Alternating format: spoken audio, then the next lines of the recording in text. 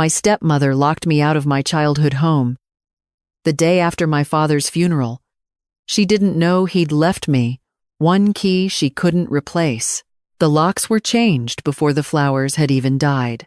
That is the sentence people always react to when I tell this story. Not because it is the worst thing that happened, but because it is so efficient in its cruelty. My father was buried on a Monday.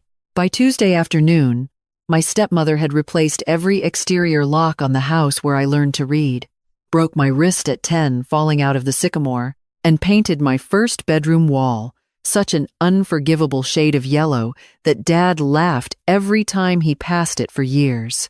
I found out because my key no longer worked. Simple, mechanical, humiliating. I was standing on the front porch with a casserole dish in one hand and a garment bag over my shoulder when the deadbolt turned useless under my fingers. For a second, I thought I was tired, that grief had made me clumsy. Then the door opened 3 inches, and Veronica looked at me through the gap as if I were a delivery problem. "Oh," she said, "you're here." And I was 29 years old, jet-lagged from flying back from Seattle, and so exhausted from funeral logistics, relatives, and the surreal paperwork of death that I nearly missed the significance of her face. No sorrow, no softness, only administration. "I have a key," I said stupidly. "Yes," she replied.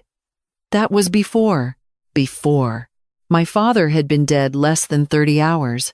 I stared at her. Behind her, I could see the hall table had already been rearranged. My mother's old brass lamp, one of the few things that remained from before Veronica, was gone. In its place was a glass vase full of white lilies so aggressively tasteful they looked like an accusation. "I need to get my suitcase from upstairs," I said. Veronica opened the door another inch, but did not step aside. "I think it's better if we set boundaries early." Boundaries. That word from the mouth of a woman who had married into my childhood like a renovation project. If you've ever heard someone use therapeutic language to disguise cruelty, comment 1. Some people weaponize vocabulary before they ever raise their voices. I should explain Veronica. She married my father when I was 22 and newly out of college, which meant I was old enough to understand exactly what was happening and young enough to be told I was imagining it. She was beautiful in a disciplined way, never rumpled, never loud. The kind of woman who could say, "I'm only trying to make things easier," while relocating your entire emotional geography. She did not storm into our lives. She edited them. The framed photos changed first. Then the curtains. Then the dinner parties began, where my father laughed a little too hard and drank a little too much wine and pretended the house had always wanted to become what Veronica believed taste should look like. He loved her, I think. Or perhaps he loved the version of himself that seemed more orderly beside her. I never hated her. Hatred is too hot for what I felt. What I felt was caution. And my father, to his credit, knew it. 3 months before he died, he called me into his study on a rainy Sunday and closed the door. He was thinner by then. The cancer had made itself impossible to negotiate with. "Emma," he said, "I need to show you something. Choose. Reskiz." He opened the bottom drawer of his desk and took out a small velvet box. Inside was a brass key. Plain. Old. No label. "What is it?" I asked. "For the cedar cabinet in the library." I frowned. "The built-in?" He nodded. "There's no visible lock. There is if you know where to press." He smiled then, tired but still himself. "Your grandfather had it installed in 1968. People used to keep bonds and war papers in it." I turned the key in my hand. "Why are you showing me this?" "Because parents nearing the end will sometimes try to protect you in sideways sentences. Because not everything important is filed where people expect."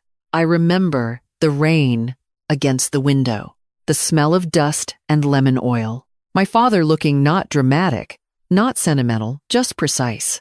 "Use it only if you need it," he said.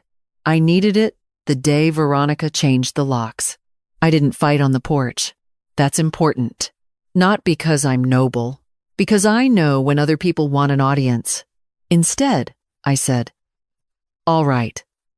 Then please bring me my blue suitcase, the black garment bag, and the box from the top shelf of my old closet."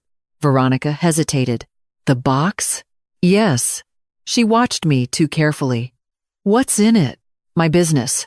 That part wasn't true, but it was effective. 20 minutes later, she returned the items to the porch one by one, like a hotel employee managing a difficult checkout. The blue suitcase, the garment bag, and not the box. "It wasn't there," she said. "Another lie, cleanly folded." I smiled. "Thank you," I said. That unsettled her. Good. I took the suitcase, went back to the rental car, and drove to the one place grief can still go without making appointments. My friend Nora's apartment. Nora opened the door, saw my face, and didn't ask anything stupid like what happened. She just stepped aside and said, "Tea or whiskey?" Both, in sequence. And day. By midnight, I had told her everything. The funeral, the lock, the missing box. "And what was in the box?" Nora asked. "Letters. Some of my mother's things. Dad's old watch. Maybe paperwork? I'm not even sure anymore. And, watch, and, no and letters. And letters?" Nora sat back. "You think she's trying to cut you out?" "No," I said slowly. "I think she thinks she already has." That distinction changed the entire shape of what came next. The next morning, I went back to the house at 6:20 a.m.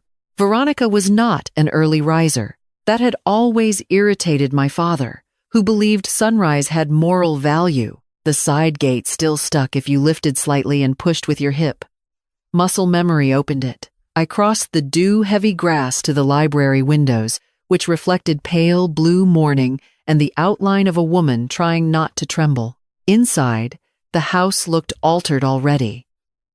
The funeral arrangements had been removed. The chairs reset. Grief tidied.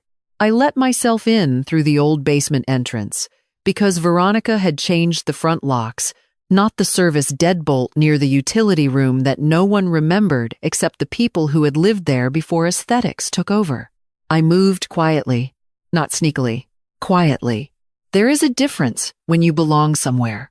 The library smelled like old paper and cedar, exactly as it always had, floor-to-ceiling shelves. My father's leather chair by the fireplace, the built-in cabinet to the left of the mantel, paneled to look decorative. I pressed the lower corner molding. A small spring release clicked. There was the keyhole. My hand actually shook then, which annoyed me. I had held myself together through hospice paperwork, organ donation forms, and the song choice for a funeral Veronica had tried to turn into a chamber recital. But one hidden key and an old cabinet nearly undid me. The lock turned. Inside were three things: a thick envelope with my name, a metal document box, and my mother's blue scarf. That scarf broke me first. Not the letter, not the revelation, the scarf. Because grief is vulgar like that. It will ignore the legal and collapse at fabric. If this kind of story hits you right in the chest, comment 1. Sometimes, the smallest object in a room contains the whole loss. I sat on the rug and opened the letter. Emma, if you're reading this, then I was right about Veronica's efficiency. I laughed and cried at the same time, which is apparently possible and not attractive. The letter was 4 pages. My father explained everything. The house had not passed to Veronica outright. She had a life interest in residence and certain liquid accounts. But the property itself was held in a family trust established years earlier, long before her. On her death, or voluntary departure, the house would pass to me. More importantly, no sale, refinancing, transfer of contents classified as family property, or exclusion of named beneficiaries from reasonable access could occur without trustee review. The co-trustee? Not Veronica. Me? And my father's attorney, Mr. Levin. The document box held the trust papers, inventory schedules, and a notarized memorandum listing protected heirlooms, including my mother's jewelry, my childhood keepsakes, the watch, the letters, and the box Veronica had claimed not to find.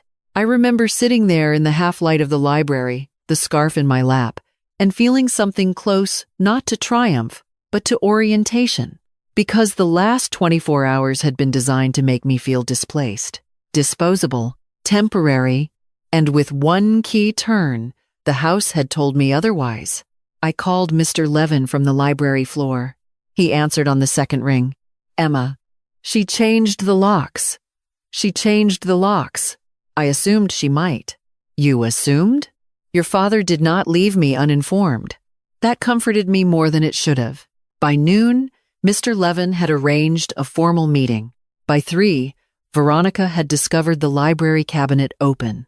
You have not truly seen contained panic until you have watched a woman who organizes other people by spatial dominance realize the room contains a structure she does not control. The meeting took place in the dining room the next day. Veronica wore cream. Of course she did. Mr. Levin wore charcoal and the expression of a man who does not enjoy family disputes, but enjoys legal precision enough to endure them. I said very little. Also strategic. Mr. Levin did the work. He explained the trust, the residency rights, the property protections, my co-trusteeship, the inventory restrictions. Veronica maintained her composure for almost 7 minutes. Then she said, "This is absurd. Richard would have told me if there were limitations." Mr. Levin folded his hands. "Richard did tell you there were documents requiring review after his death." Her jaw tightened. "He said there were administrative matters." "Yes," said Mr. Levin. "And it is." I almost admired him. Almost. Then Veronica made the mistake people like her always make eventually. She became indignant instead of careful. I have managed this house for years, and there it was. Managed. Not loved. Not shared. Managed. Mr. Levin slid the inventory schedule toward her. And yet, certain listed items appear to have been moved. Silence. I spoke for the first time, including the box from my closet. "I have rode." She looked at me with open dislike, then, which I found oddly relieving. "Honesty improves the air. That box," she said, "contains things of no practical value." "To you," I said, "we got it all back. Not immediately, but fully. The letters, the watch, the box, the jewelry, my mother's recipe book, which Veronica had placed in a donation pile because it looked worn, the photographs, the scarf, which I already had, held against me like proof. Veronica stayed in the house another 11 months. We were formal, controlled, sometimes icy. Some of my father's older furniture quietly returned to its original places, though I never asked whether guilt or legal caution motivated that. Then, one spring morning, she informed the trust she had decided to relocate to Charleston. Better climate. New chapter. Fresh start. People always want narrative dignity at the moment of tactical retreat. I didn't argue. I just signed the transfer acknowledgments and stood in the library while the movers carried out the last of her lacquered certainty. The day she left, I unlocked the front door with my own key. Not the brass one. The ordinary house key. And somehow that felt more important, because the hidden key had proven I belonged. But the replaced key meant I could live there again. I still keep the brass one in my desk drawer. Sometimes I take it out just to feel the weight of it in my palm and remember that my father, even dying, had still found a way to leave me not just protection but access. And that, in the end, was the real inheritance. Not a house. Not documents, a way back in,